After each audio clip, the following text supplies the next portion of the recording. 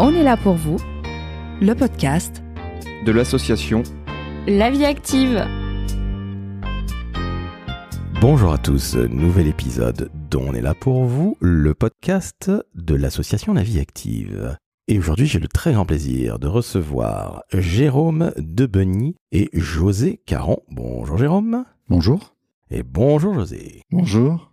Alors messieurs, on va parler aujourd'hui des clubs de prévention qui sont absolument fondamentaux pour notre société, qui plus est en 2025. Avant que nous rentrions dans le vif du sujet, est-ce que vous pouvez s'il vous plaît vous présenter? Allez, je commence par José.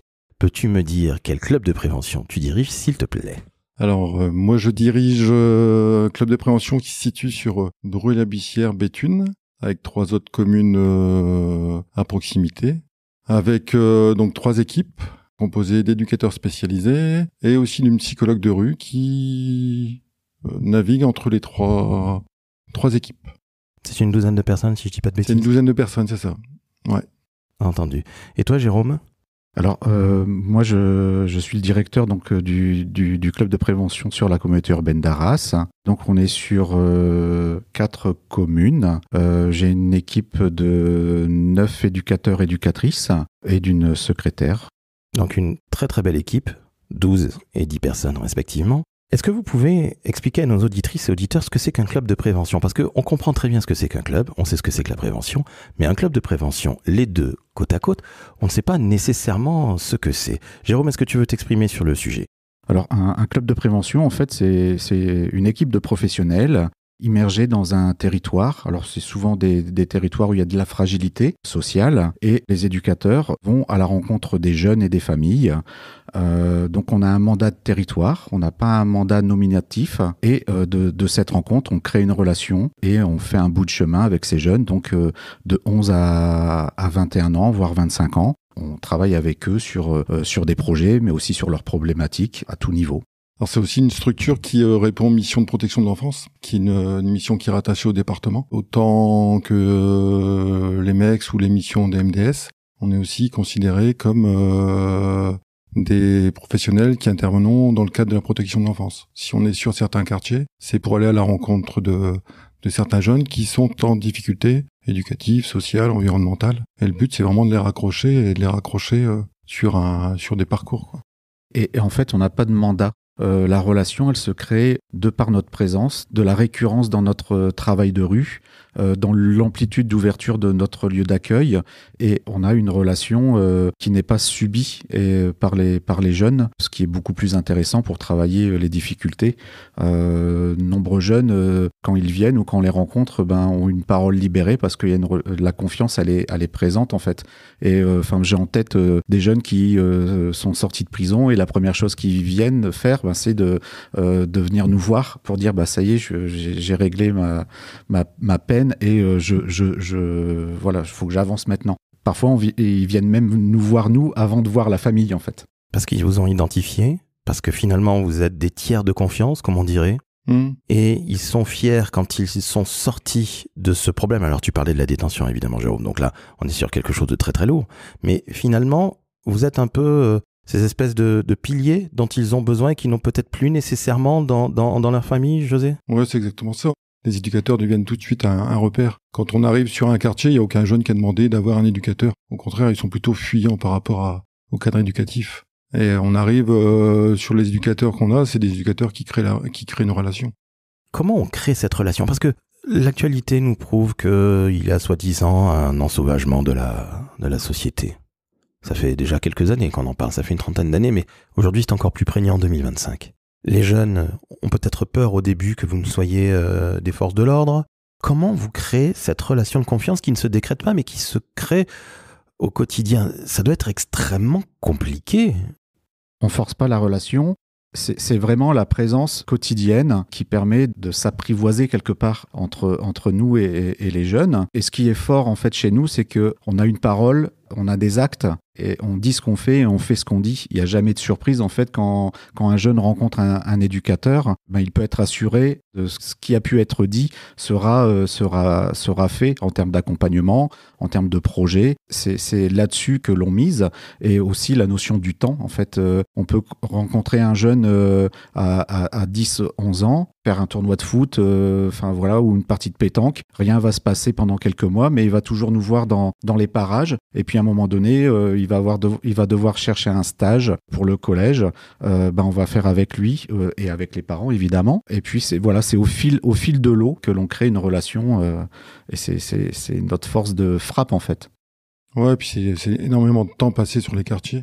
Pour être reconnu comme élément indispensable du quartier, c'est s'immerger dans le quartier. Donc c'est passer des heures et des heures à arpenter le quartier, à faire du travail de rue, à sentir aussi le moment opportun où on peut rentrer en relation avec le jeune. C'est-à-dire quand vous arrivez sur un quartier, les jeunes ne vont pas directement discuter avec vous. C'est simplement au départ un regard, et après on passe davantage de temps. Et c'est la répétition qui fait qu'on devient un élément indispensable sur les quartiers.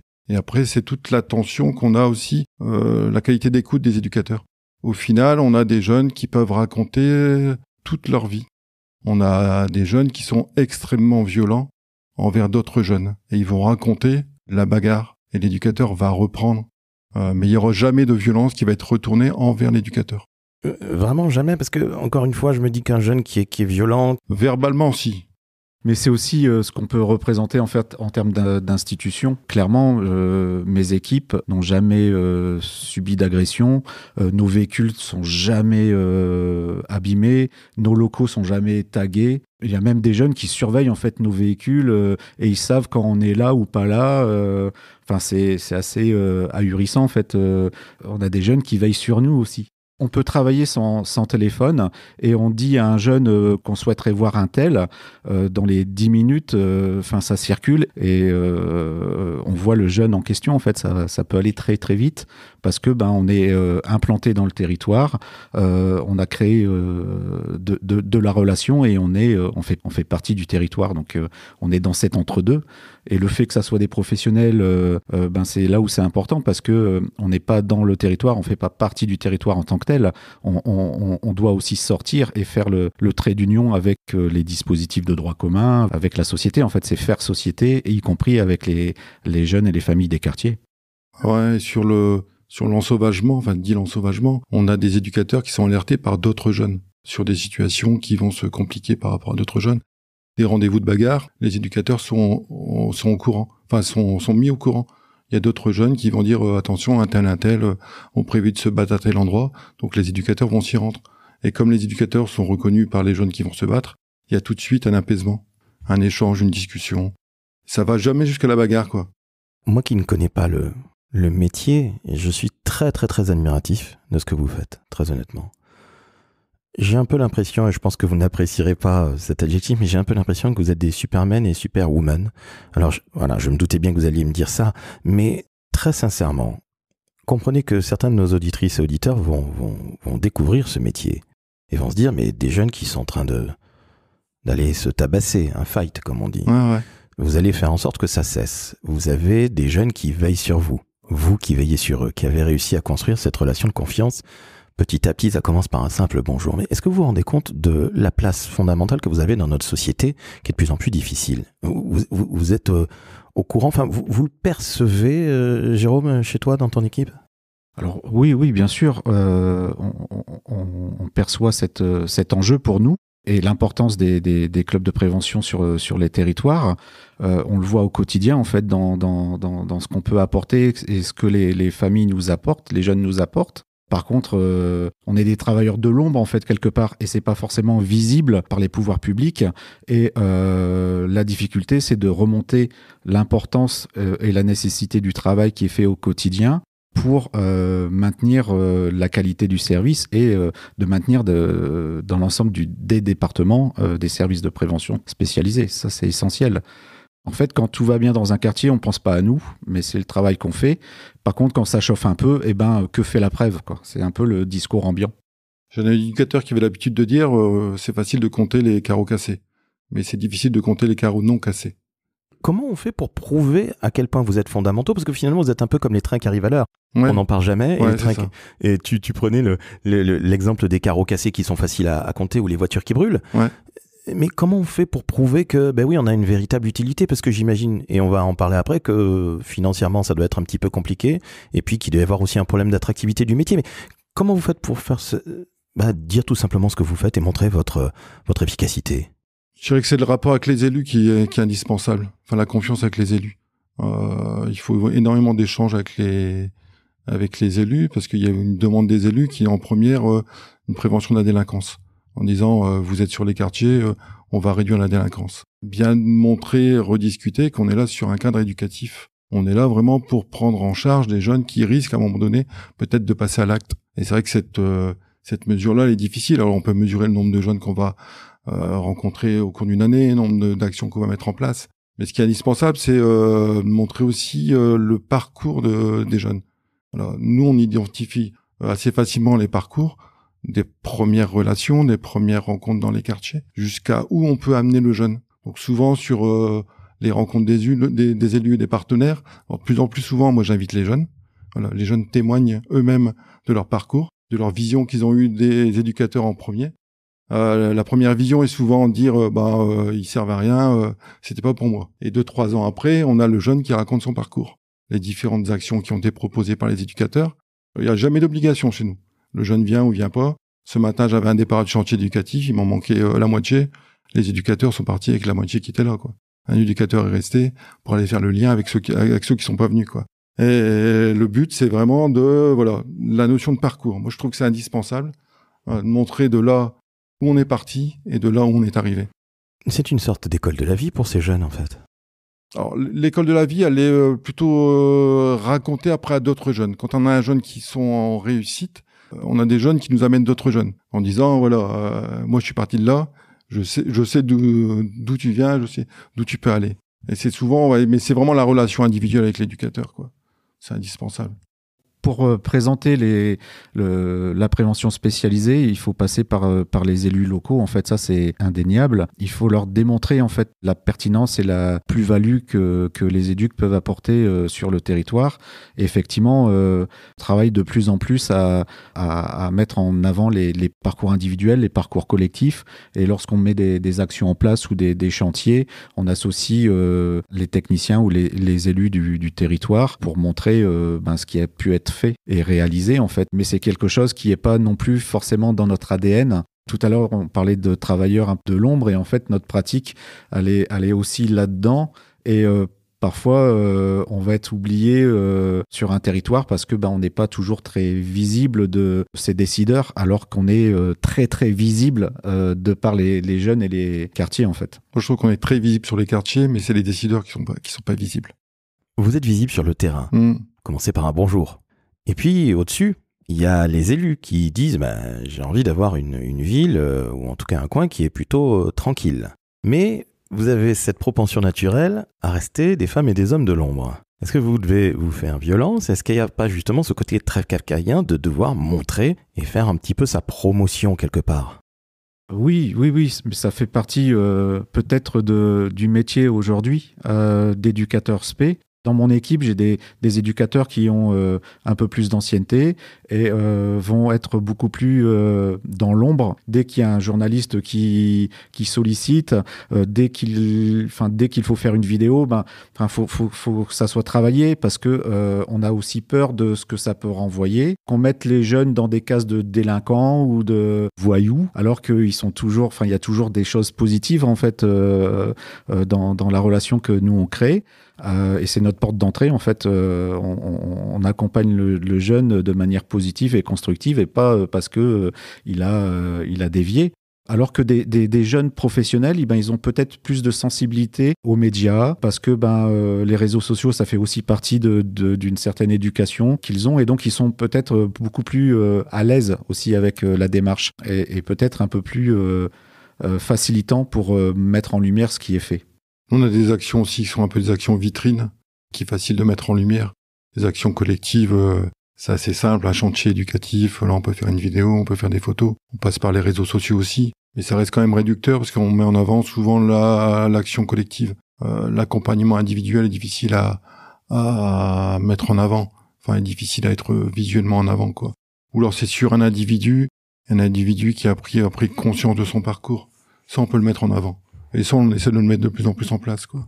Mais c'est vrai que, tout à l'heure, tu parlais du chantier, la moitié des jeunes qui n'étaient pas là. Tout le travail qui est hyper important, c'est peut-être pas tant les jeunes qui sont présents, mais les jeunes qui sont pas venus, et tout le travail de fond que l'éduc qui va devoir mettre en place pour les raccrocher, et ben ça, c'est pas visible en fait. On va juste voir la photo de tout le groupe, mais tout le travail de fourmi que l'éducateur a dû faire pour raccrocher le jeune, ça c'est juste invisible en fait, et le mettre en avant, c'est pas simple.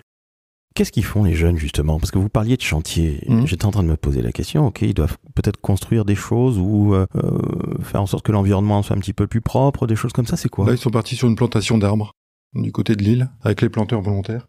C'est des jeunes qui sont complètement en décalage, qui vivent plutôt la nuit. À 9h du matin, j'en avais 3 qui étaient là. Donc déjà là, en avoir 3 à 9h du matin, c'est déjà une réussite. La semaine dernière, ils étaient 6, 3 ont décroché, mais on va finir par raccrocher les 3 autres, quoi, sur un autre support. Donc il y a une approche aussi, une sensibilisation aussi indirecte à l'environnement sur ces projets-là. On a des jeunes qui sont très très éloignés des questions de l'environnement. Et sur des chantiers, s'il reste un seul arbre, il faut absolument trouver un endroit pour le planter, quoi.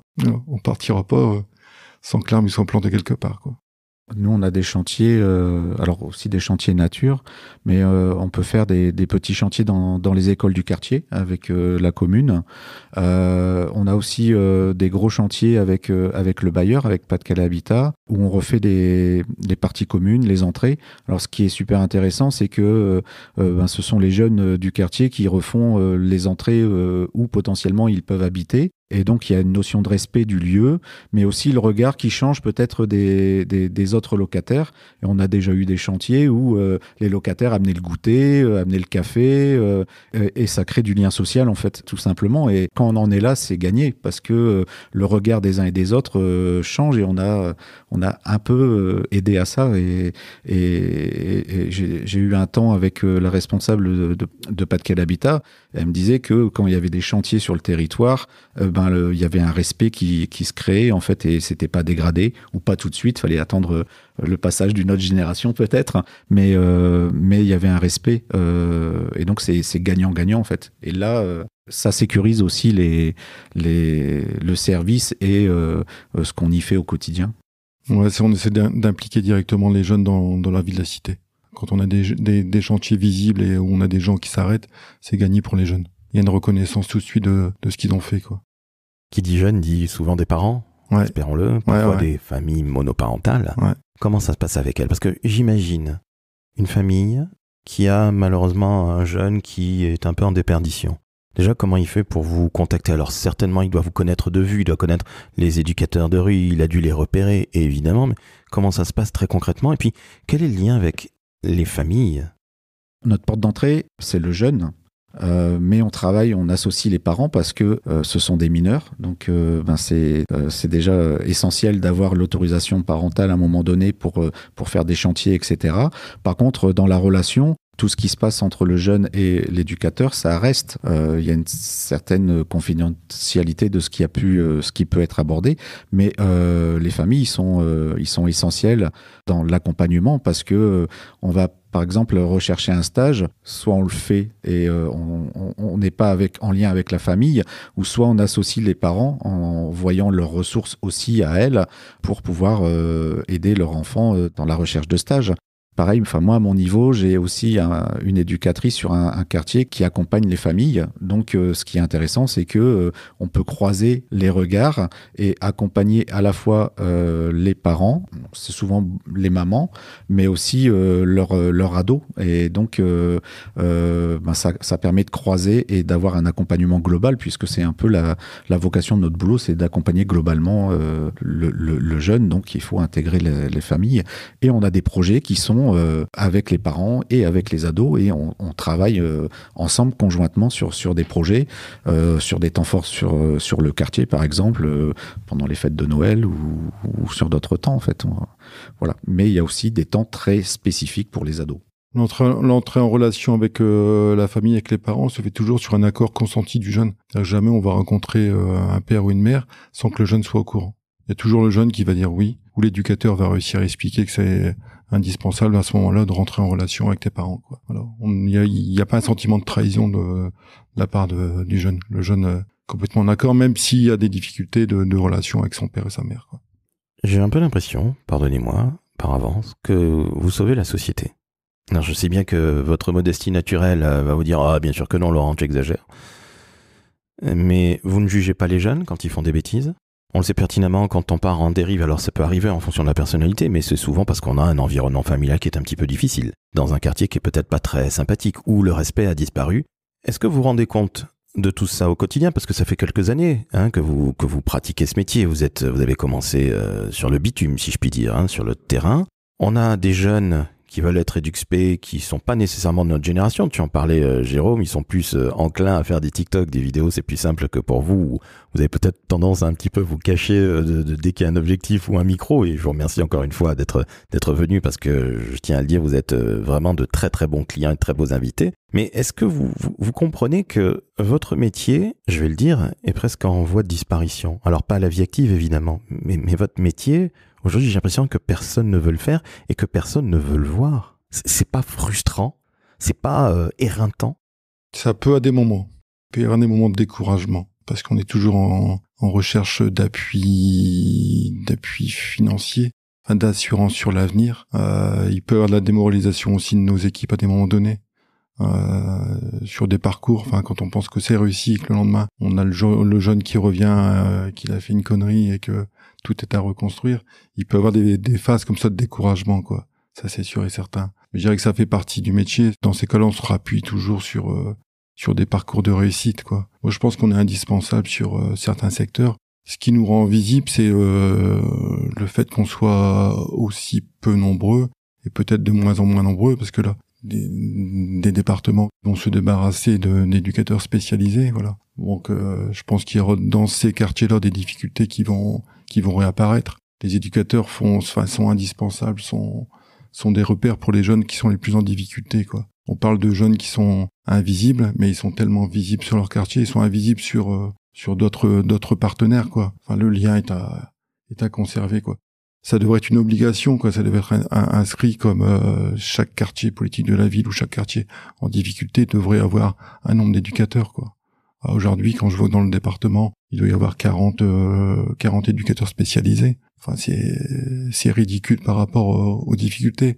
Et c'est pour ça aussi qu'on est peu visible. Comment on peut montrer notre utilité quand on est si peu nombreux, quoi. On peut avoir des exemples, des individus, des jeunes qui vont parler de façon exemplaire sur un parcours qu'ils ont eu grâce à un éducateur qui est intervenu à un moment. Mais sur l'ensemble d'un département, on est minime, quoi. Et ce qui est certain, c'est que les éducs que José et moi avons dans nos équipes, c'est des professionnels qui ont choisi de venir. Ils ont choisi de venir en Prèves et ils ont choisi de venir à tel club. En fait, il y a un vrai engagement, parce que ils sont aussi convaincus d'une certaine philosophie qui est apportée au sein de nos services, une pratique qui n'est pas dénaturée, en fait, même si tout évolue. Un éducateur de prévention spécialisé des années 70, il fait la même chose, en fait, du travail de rue, provoquer une rencontre, observer un territoire et accompagner. Ça n'a pas changé, en fait. Et on est fort de ça. On se bat aussi pour maintenir ça, parce que c'est facile de dire qu'on fait de la rue, on est dans un quartier, dans un territoire, et en fait, on reste dans le local et puis on fait, ça roule tout seul, il n'y a pas trop de contrôle, Et donc, nous, on l'affirme, on le fait, on le met en avant quand c'est possible. Et sur le territoire, moi, j'ai pour expérience l'an dernier, la situation budgétaire, elle était compliquée, et j'avais un départ d'un professionnel qu'on pouvait ne pas remplacer, en fait, puisque financièrement, c'était chaud. Et parce qu'il y a une bonne relation avec le territoire, avec la communauté urbaine d'Arras, le maire et le président de la CUA s'est engagé à trouver des financements pour maintenir la qualité qualité de service sur le territoire. Et ça, c'est pas partout pareil, puisque on voit là aujourd'hui dans l'Essonne, dans le Nord, c'est des coupes sèches et des suppressions de postes, quoi. Comment faire en sorte d'avoir plus de financement? Parce que j'ai l'impression finalement que ça ne tient qu'à un institut personné, à savoir, tu l'as dit Jérôme très justement, un élu a décidé de mettre un peu de budget, de sortir les crédits. Comment on peut généraliser ça? Parce qu'on ne va pas attendre que toutes les voitures brûlent, qu'il y ait des morts, qu'il y ait pire encore, et puis dire, regardez dans quel état le pays ou dans quel état est le Pas-de-Calais. Enfin, déjà affirmer que la prévention spécialisée est une compétence obligatoire du département, c'est déjà une bonne chose. Là aujourd'hui, c'est une compétence qui est facultative et selon le climat du territoire, on fait des coupes sombres et c'est ce qui est facultatif qui saute. En fait, voilà, c'est déjà affirmé sur le Pas-de-Calais. On est plutôt bien loti aujourd'hui.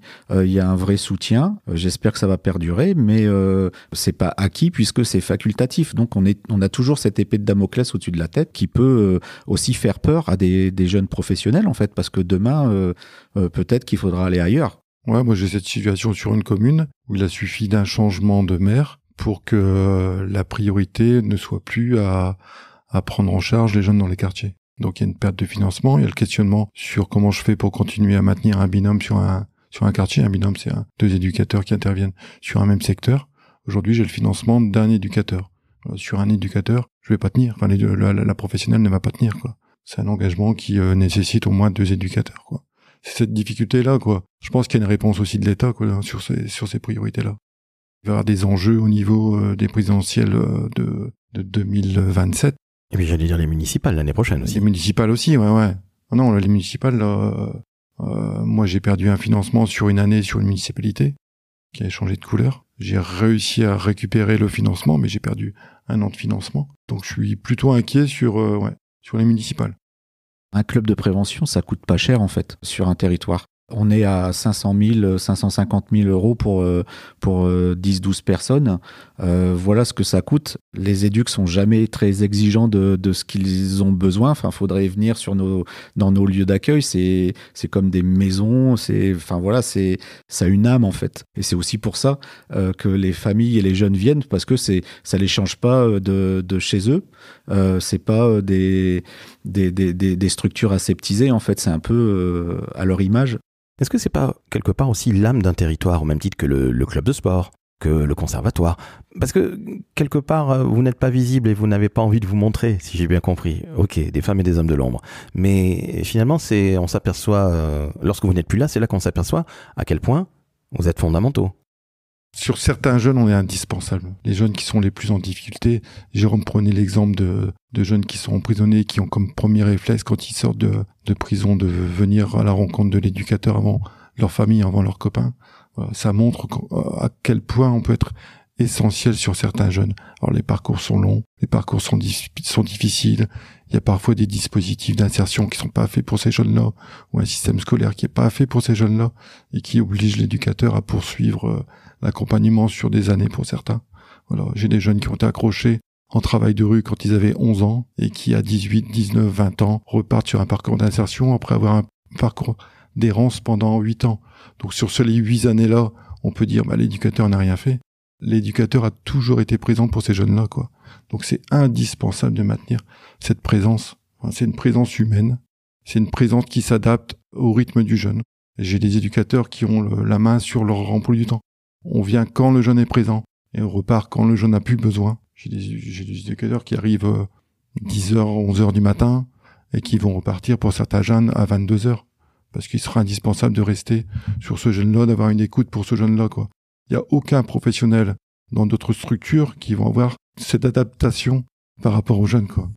Ouais, c'est vrai, on a des jeunes qui sont aussi très sensibles à la relation avec l'éducateur et ils vont nous faire aussi des petites intentions. Par exemple, à la nouvelle année, ils vont nous présenter leurs vœux, ils vont venir pour présenter leurs vœux, donner des informations, nous annoncer quand il y a une naissance qui arrive. En fait, on fait partie de leur vie. Des fois, je dis qu'on a une relation un peu horizontale en fait entre eux et nous. On n'est pas les sachants et eux les apprenants. Et on fait partie un peu partie de leur bout de vie en fait et de leur cheminement. On est sur leur environnement direct, quoi. Voilà. Ils peuvent nous interpeller autant qu'ils peuvent interpeller un parent. Après, la relation elle reste toujours une relation éducative. L'éducateur a une capacité de remettre le jeune, on va dire, à sa place, quoi. On va jamais cautionner une voiture qui est brûlée dans les quartiers. Par contre, on est capable de reprendre ce jeune sur une mesure de réparation. Ce jeune, au lieu d'être incarcéré, je préfère largement qu'il passe 2 journées avec un éducateur où reprend justement pourquoi il était amené à brûler une voiture.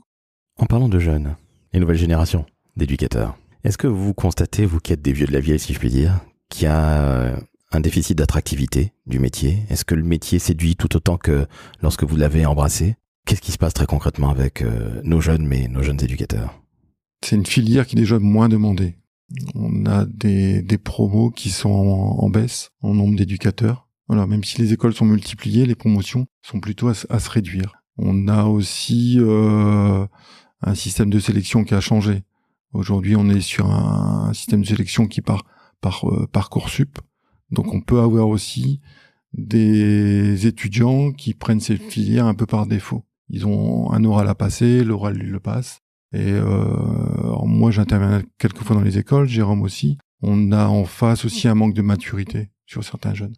On avait avant des étudiants qui avaient quand même un petit parcours, une histoire de vie. Aujourd'hui on a des étudiants qui arrivent, qui ont 18 ans, qui sortent du bac, qui n'ont jamais été en relation avec un public et qui prennent cette filière-là. Et quand ils sont arrivés devant un public, ont du mal déjà à faire une relation. Donc il y a vraiment une difficulté à recruter, même sur de l'accueil de stage. Là, je suis pas sûr par rapport au CV que j'ai reçu, je suis pas sûr de prendre quelqu'un en stage cette année. Là, je suis en plein recrutement. J'ai pas trouvé, je prends un peu quelqu'un par défaut, quoi. On a des candidats stagiaires qui viennent parce que peut-être que le côté tout à l'heure tu parlais Superman apparaît en fait en disant ouais c'est cool mais en fait quand ils sont sur le terrain c'est vite compliqué parce que il y a pas de filet même s'il y a l'équipe qui accompagne il y a pas un cadre institutionnel comme un établissement classique, donc c'est pas évident. Entre ce qu'ils apprennent et ce qu'ils découvrent chez nous, c'est un autre métier. Et puis, l'attractivité, c'est aussi la gratification des stagiaires. Et en fait, on n'a pas d'argent pour gratifier. Donc, les stagiaires, dans leur périple de recherche de stage, ils vont là où il y a de la gratification, ce qu'on comprend. Et par défaut, viennent après chez nous. Mais à contrario, ces dernières années, des stagiaires ont appris beaucoup en fait aussi à venir pratiquer le métier d'éducateur spécialisé dans une structure comme la nôtre parce que ils étaient ouverts à l'apprentissage en fait et ils n'ont pas eu peur d'un environnement qui peut être compliqué à comprendre. J'ai 2 dernières questions pour vous et elles ne sont pas si faciles. En premier lieu, qu'est-ce que vous appréciez le plus dans votre métier? José? Moi, avant d'être directeur, j'étais aussi éducateur de rue dans le même secteur. Donc, ce que je garde en premier, c'est la relation avec les jeunes. J'adore me confronter à des jeunes qui sont en difficulté. Et je suis vraiment intéressé par les parcours, par les jeunes en difficulté, par les environnements, par les questions aussi de politique de la ville, par les questions urbaines, les transformations de quartier. Toutes ces choses m'animent tous les jours et me donnent une compréhension aussi de la situation de jeunes dans les quartiers. Et j'aime aussi, de plus en plus aussi maintenant, me confronter aux politiques, dont je ne partage pas leurs idées, afin aussi d'essayer de leur faire changer leur vision sur une jeunesse. Pour certains, ils ont une vision qui n'est que répressive, une multiplication de surveillance par les caméras, une multiplication des polices municipales. Et au final, je me réjouis quand un politique me dit ce que vous faites sert à quelque chose, même si je ne partage pas du tout leurs valeurs ou leurs idées politiques. Moi, à mon niveau, alors j'étais également éducateur de rue, en fait, dans le service que j'ai sous ma direction. Alors, ouais, effectivement, comme José, en fait, la mise en relation, la rencontre. Moi, ce que j'adorais, c'était faire du travail de rue le soir, quand il faisait noir, quand on ne sait pas ce qui se passe, quand on va dans un squat, on ne sait pas ce qui va arriver, en fait. Mais fort de ce qu'on est, c'est quelque chose qui est intéressant en fait parce que on crée une relation comme ça, un peu sauvage. Des fois, on réalise pas que c'est un peu débile la pratique qu'on pouvait avoir, quoi, mais et qu'il y avait une prise de risque. Mais c'était essentiel parce que ce qui se passait là à l'instant, ça permettait de construire une relation plus tard en fait. Et ça, personne ne le fait. Donc, c'était vraiment ce que je préférais. Et puis, la relation éducative qui se crée, naissante, et de faire avec les difficultés. Enfin, voilà, la croyance en genre humain, en fait, tout simplement. Comme directeur, c'est le travail en mode projet qui me plaît le plus, dans la construction, dans l'expérimentation, dans l'innovation, dans ce côté-là qui est vraiment intéressant. Après, les relations avec les décideurs et les politiques, ça dépend en fait, ça dépend comment ça se passe. Moi, je suis peut-être moins téméraire que José, peut-être moins confronté aussi à certaines tensions, mais oui, c'est d'accompagner une équipe avec mon vécu aussi et de s'embarquer collectivement sur un projet pour le territoire et avec le territoire en fait. Dernière question. Je commence avec toi, Jérôme. Si je te dis la vie active, que me réponds-tu du tac au tac? Soutien. José? La diversité. Eh bien, je tiens à vous remercier, messieurs, parce que vous avez parlé de votre métier avec beaucoup de passion. Je ne vous ai pas demandé si vous aviez une baguette magique, ce que vous changeriez, mais je crois que ce serait en partie peut-être des financements. Est-ce que je me trompe? Oui, je pense. Ouais, si. Évidemment. José, merci beaucoup. Merci beaucoup de ton attention. Jérôme, merci à toi. Merci. Et chères auditrices et auditeurs, si cet épisode vous a plu, je vous invite à noter 5 étoiles sur Apple Podcast, 5 étoiles sur Spotify, et à vous abonner à On est là pour vous. Et puis vous pouvez aussi soutenir La Vie Active, faire un don. Vous allez sur le site de La Vie Active, vieactive.fr, vous allez dans la rubrique Don, D-O-N, et vous pouvez donner ce que vous voulez. Il n'y a pas de petits dons, donc encore une fois, allez-y, allez-y, allez-y. José et Jérôme, je vous remercie encore une fois, vous avez été formidables. Merci à vous, messieurs. Merci. Merci. À très bientôt pour un nouvel épisode dont On est là pour vous, le podcast de l'association La Vie Active.